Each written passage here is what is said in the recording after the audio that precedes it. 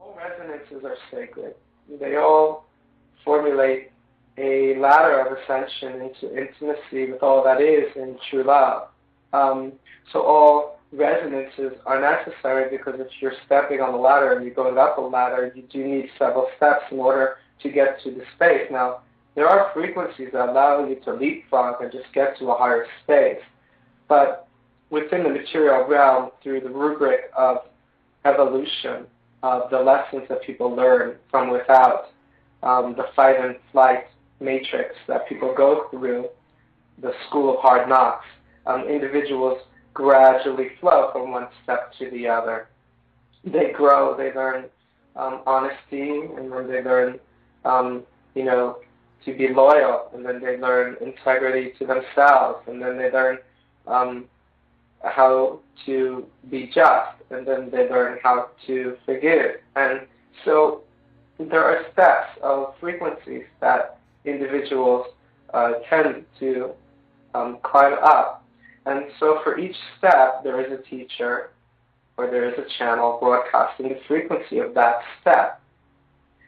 The individual who's the angel encased within the physical matrix, their job is to choose, not to surrender their freedom, but to find empowerment through their freedom and understand that their freedom is where their power comes from. And they shouldn't surrender their freedom to anyone or any teacher, for the only teacher that they need is alive within their heart, in their higher self collective.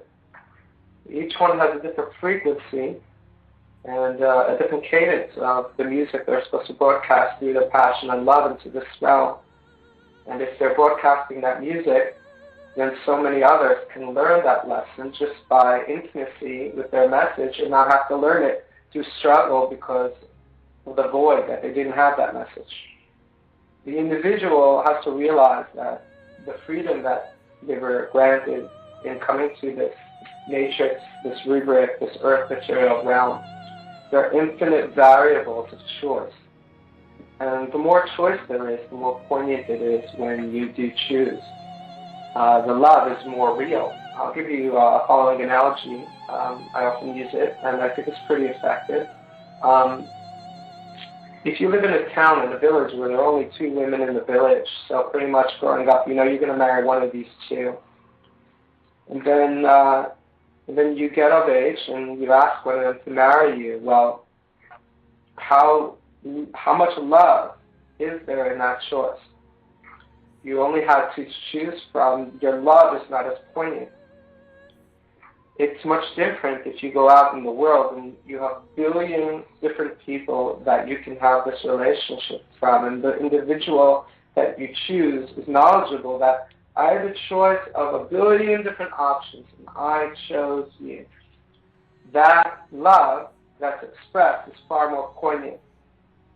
That intimacy is far more poignant, it's far more real, it's far more authentic, because you have freedom.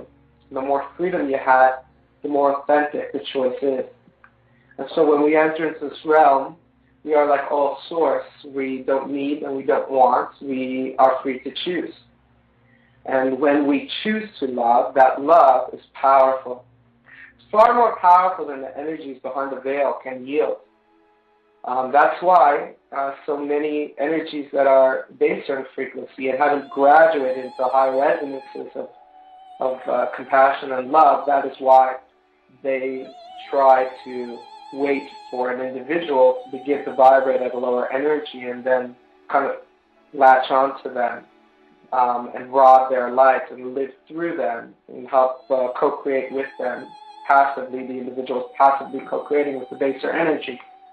An individual is always co-creating. An individual is never alone. They have a choice to co-create actively through their freedom and choose to co-create with higher resonance, or they are passively co-creating. They're in a state of bondage and enslavement, and they're allowing baser energies to co-create and collaborate with them and filter them on, filter their perceptions into a path of slow learning, learning from without.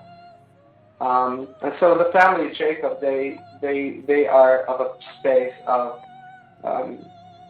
true compassion and love, and it hurts them whenever an individual is not empowered in their freedom and is being oppressed. And they want individuals to really recognize the power of their freedom.